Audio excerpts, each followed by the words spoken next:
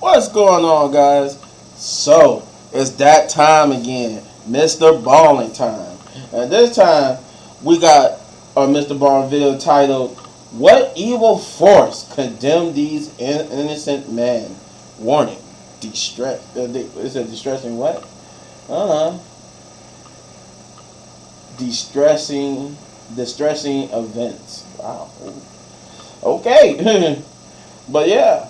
So, it's a 20-minute long video, and we're about to get into it. From the comments, this is like I don't know. This sounds like a familiar story I heard, but we're gonna watch this and see, because I wanna check this out, because it's giving me a certain vibe, but I don't want to say what it is until I see it. But I just saw one in the comments, and one of the comments said that it happened. It's like on a boat. I don't know. Let's just check it out.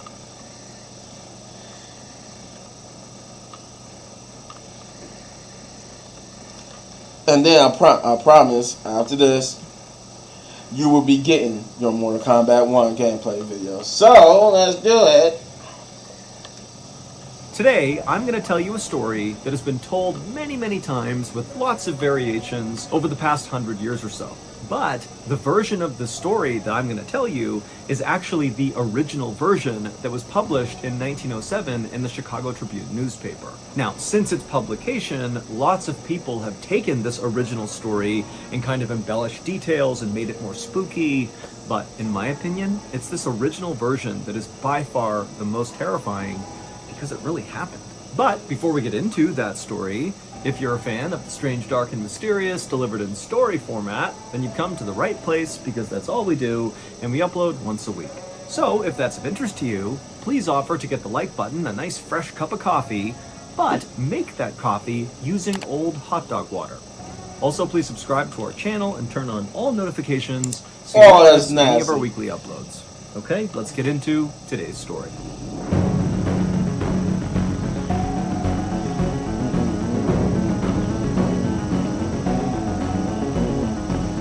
Hell on high water. One evening in the middle of March of 1907, a sailor named Nels Nelson stood at the bow of this big Russian steamboat called the Perrier, and he looked out over the Pacific Ocean with a very worried look on his face. The sun was starting to go down, and Nels was afraid of what the night might bring. About a month earlier, the Perrier, the boat that Nels was on, had left Hong Kong and begun its long journey to California, where Nels and the rest of the crew would offload all their hemp and machinery. And just that day, the Perrier had passed by Honolulu, Hawaii, which meant they were nearly to their final destination. Now, their long voyage thus far had been quiet, but now Nels just couldn't help feeling like their luck was about to run out. Nels had been a sailor his whole life. He was originally from Sweden, but he'd traveled all over the world, and a few years back he had linked up with the Perrier in Hong Kong. And now, other than the captain of the Perrier, who was a Russian named Kavinsky, Nels was the longest-serving member on board the Perrier. And what that meant was Nels and the ship's captain were the only two currently on board the Perrier who knew the ship's dark secret. Now, Nels and the captain had not told anyone this secret, and didn't intend to. Now, this wasn't something they planned, like they weren't trying to keep it a secret. Instead, it was just kind of this unspoken agreement that we're just never going to talk about this. But at the last port in Hong Kong where the ship was docked, the previous entire crew of the Perrier, minus Nels and the captain, had all deserted because of this secret. And so now Nels and the captain were left to kind of keep this information to themselves and go out and solicit a new crew to come on board the Perrier to go to California, but they did it without telling these people about this dark secret. And they'd managed to do it. Nels and the captain had found this kind of ragtag bunch of sailors to come with them on this journey, but as a result of recruiting basically anybody with a pulse who was willing to go on this voyage, the crew they ultimately recruited was kind of an untrustworthy, sketchy bunch. On this night, it was Nels's turn to stand watch, which means basically you would stay up and kind of patrol the boat and look out for problems or emergencies. It was just a way to make sure the crew was always safe, even when everybody was asleep. And even though Nels was not exactly thrilled to be staying up all night to stand watch, in a way he actually was kind of relieved to be in charge of this task, He figured he'd rather be awake and miserable than asleep and vulnerable.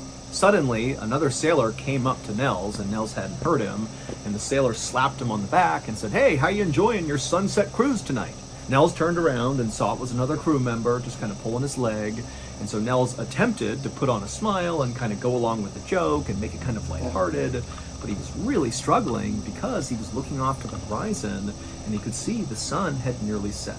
For the next couple of hours, Nels and this other sailor would stand by this railing in the cold night air, and they would just talk about, what they're going to do when they get to California, and, what they plan to do with their lives generally, and just kind of small talk, normal stuff. And, for a little while, Nels did forget about all this extreme anxiety he was having about nighttime. But at some point, as Nels and this other sailor were just chatting away, there was this warm breeze that kind of came across the deck of the ship. Now, remember, it had been very cold all night, and so this warm air really stood out. And the second Nels felt that warm air, he knew his worst fears were about to be realized. And so Nels was so scared about what was about to happen that he just kind of froze. He couldn't even turn and tell his partner what was happening. And his partner was totally oblivious because his partner had never been on the Perrier before and didn't know the ship's dark secret. And so this other sailor just kept on blabbering away, totally oblivious. But then, as Nels is frozen to the spot with fear, from down below in the ship, where the crew was all sleeping, they heard this loud, guttural scream, like one of the crew members was being tortured or something. And right away, the guy next to Nels, the other sailor who had been with him, he stopped talking, because now he knows there's a problem. He doesn't know what it is, but obviously something's wrong. Now, Nels was still frozen with fear, because he knows what's happening. He knows what's gonna happen. And so he was just standing there, and the other sailor is like, "Nels, what's going on? We gotta go down there." But it wasn't until more screams began coming out of the berthing area down below that Nels kind of snapped out of it, and he was like, "All right, come on, we gotta go." And the two of them, they went bombing down the steps down into the berthing area, and they went into the first compartment where these screams were coming from. And when Nels and his partner walked into this room, they looked and they saw two of their crew members were sitting on one of the bunks, just completely rigid, as if they were totally stiff. And the two of them were just screaming as loud as they possibly could in perfect unison, but it was like they weren't there. It's like their eyes were staring off into the distance and they couldn't control their bodies. Now, Nels knew what was going on here, but the partner didn't. And so the partner's looking at Nels like, "What's going on here?" And Nels just turned to him and said, "Look, I think we can quarantine them. Help me move them." And so this partner has no idea what Nels is doing. He doesn't understand what's going on, but he kind of jumped into action with Nels. And Nels and this guy, they grabbed these screaming crew members who were totally stiff, and they remained stiff as Nels and the other sailor dragged them out of the room, down the hall, and they put them in what's called the hold, which is kind of like a jail cell on board a ship. It's where sailors who misbehave get sent to. And so it's a place you can put things and lock the door and they don't come out again. Nels' thinking was, if we can take these affected crew members and quarantine them in the hold, maybe, just maybe, this won't spread to the rest of the crew. But as soon as Nels had shut and locked those two men inside of the hold, it was like the entire ship erupted with screams as the entire crew, minus Nels and his partner, just began screaming like mad. It was like the ship was total chaos. And so Nels and the crew member, they began running down the hall trying to figure out where the screaming was coming from. But before they knew it, the rest of the crew were streaming out of their rooms into the hallway, just screaming and running their way upstairs to the top deck. And so Nels began telling himself, stay calm, it's okay, it's not happening to you yet. But then it felt like someone had reached up inside of Nels' chest and was squeezing as hard as they could. It was like his body was being possessed by something, and then he felt this pressure building up inside of him, and then it was like, without even trying, suddenly the loudest scream that had ever come out of Nels came out of his mouth, and he was completely powerless to stop it. And seconds later, Nels, screaming at the top of his lung, along with his partner, who was also screaming, they joined the stampede of other screaming crew members running their way up to the top deck.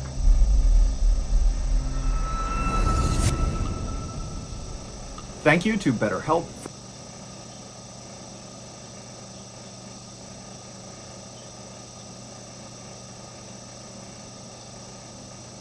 Story.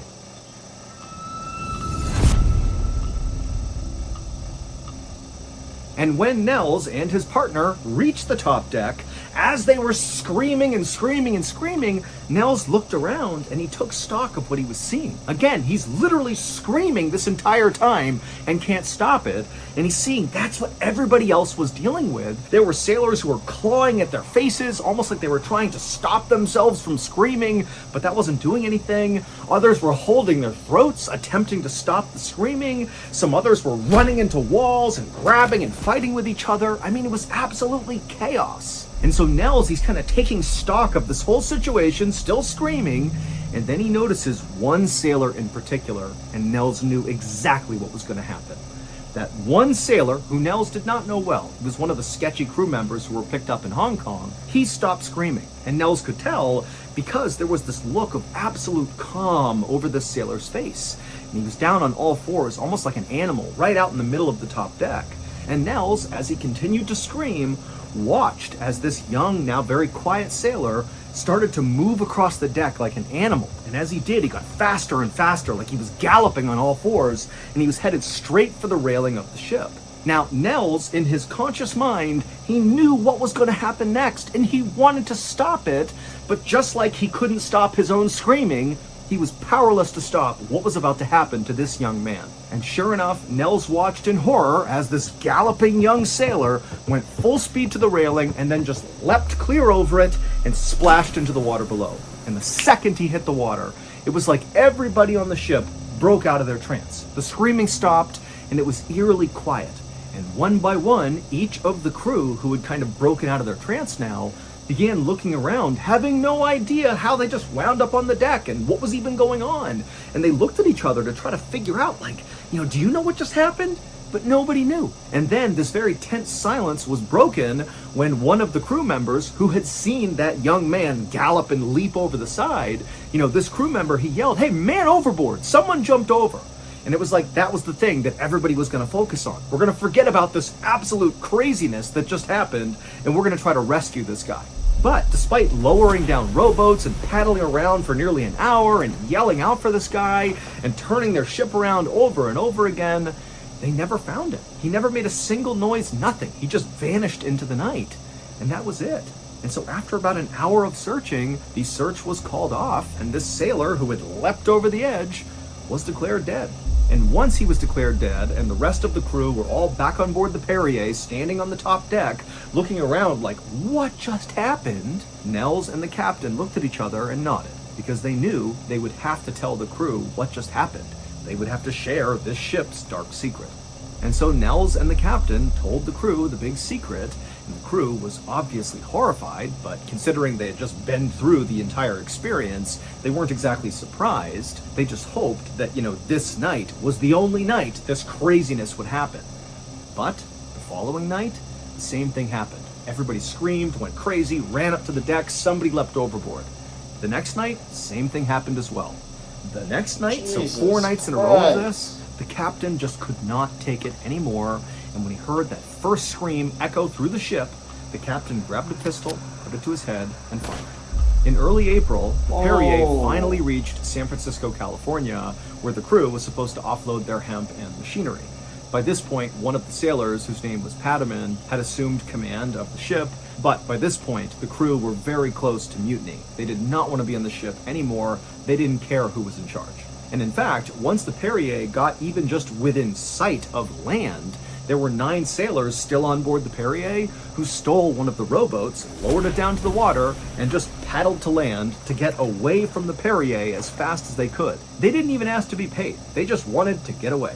Nels and the few remaining crew members on board the Perrier docked it in San Francisco, California. They unloaded the hemp, and then the crew actually got back on the Perrier and set sail again and sailed to Santa Monica, California, which was not a very far distance, where they would offload the machinery, so the rest of their haul. And actually, on the morning that they were supposed to actually dock in Santa Monica, the crew's cook leapt overboard to his death at 2 a.m., and the crew barely reacted, because by this point, this was just commonplace on board the Perrier, people going crazy and jumping over to their deaths. And so once the Perrier was docked in Santa Monica and all the cargo was offloaded, Nels and the rest of the crew just left it there. They totally abandoned it and just left. And the Perrier would remain totally abandoned in this dock in Santa Monica until a reporter from the Chicago Tribune newspaper found out about what had happened on board the ship and the fact that now it was totally abandoned, which seemed so creepy, and he decided to dig into this, and ultimately he published the story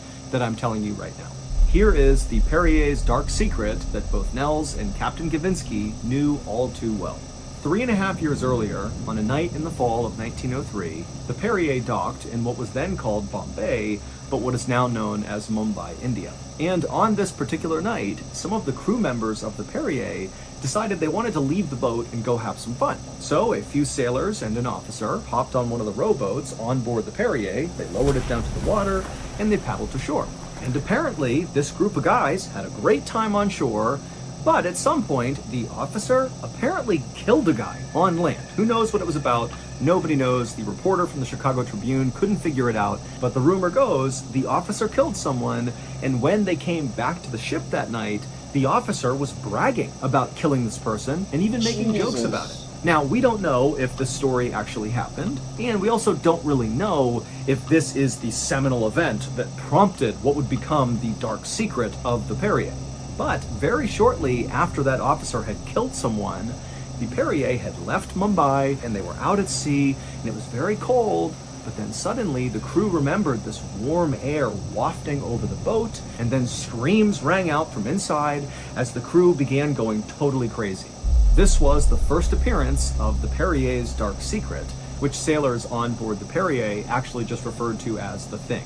Nobody ever saw the thing, or felt the thing, or heard the thing. The only thing they experienced before all hell broke loose is a warm breeze would come across the ship, and then seconds later it was absolute pandemonium until one of the crew members died. And usually it was like the thing inhabited one of the sailors, like that young man who ran like an animal and leapt over the edge, and this thing would basically inhabit these sailors and cause them to take their own lives. Over the next few years, more crews would join the Perrier and go out to sea, and over and over and over again, this thing, the dark secret, would take over, and many of the crew would end up dying. And so by the time the crew had come to port, the crew would totally mutiny and disappear. Nobody wanted to be anywhere near this ship. That was why Nels and Captain Gavinsky were the longest serving members on board the Perrier, because they were the only ones who were willing to come back. All told, the Thing, or the dark secret of the Perrier, claimed the lives of 23 sailors. 20 of them, after screaming like maniacs, suddenly just went quiet and leapt over the railing into the ocean and drowned, and the 3 others that passed away were the ship's captains, who all killed themselves. Jesus. After the Perrier was abandoned in Santa Monica, California, it's unclear what actually happened to it, but we know it never sailed commercially again.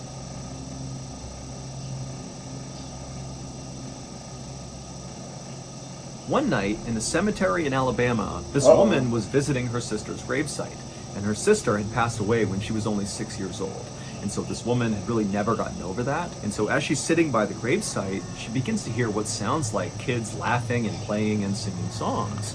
But it's the middle of the night, and she's in the Freddie, man, come on, man. She was very confused by this, and so she decided to go investigate. She got up and began walking through the cemetery towards the sound of these voices, and sure enough, on the other side of the cemetery was a kid's playground, and it was full of kids playing and singing and laughing.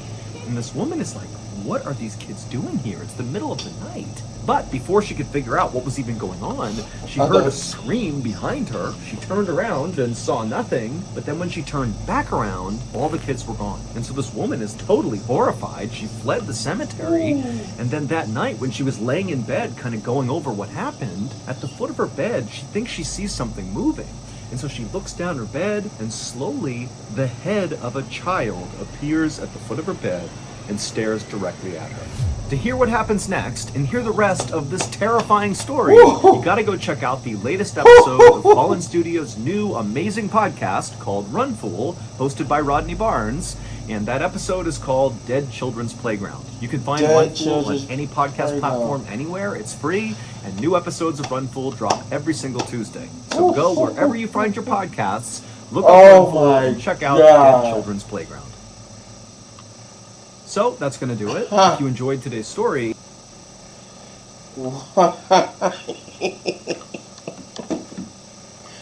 Oh, that was a good way to end that story. The boat story. I want to say this first. The boat story remind me of the Man of Medan, that video game from that's like Until Dawn. The Man of Medan when they was all on the boats and stuff, and everybody was seeing, hallucinating and stuff. That's what that boat story sounded like. It sounded like the Man of Medan story, but the children's playground story. Holy crap! Ooh. Imagine you. Like, see, this is why you don't go messing around with cemeteries, man. Imagine you see, like you go into the cemetery to visit your loved one. You hear some kids. You look at the playground. It's just some kids playing at the playground. Then you like, what the hell? Man, what was why is y'all in here at night? And then you look back and they gone. And then you go in the house and you feel like somebody looking at you. Look at the foot of your bed and a kid head pop up. Man, I'm jumping out a window. I don't care what y'all. Hey, the quickest way for me to get up out that house is how I'm gonna get out. If I have to jump out the window, I will jump out the window. If I have to run down the steps past it, I mean, I will fight it. I will fight it. Like if it's like some more popping up, I'm like, either y'all gonna go or I'm gonna go. One thing is gonna happen. Two things for certain. Somehow I'm getting up out this house alive, and I'm gonna either go out the window or I'm going through y'all. We gonna fight because y'all ain't about to trap me in here and scare me to death. Oh my God, that scared the whole hell out of me. Oh, that is nightmare fuel.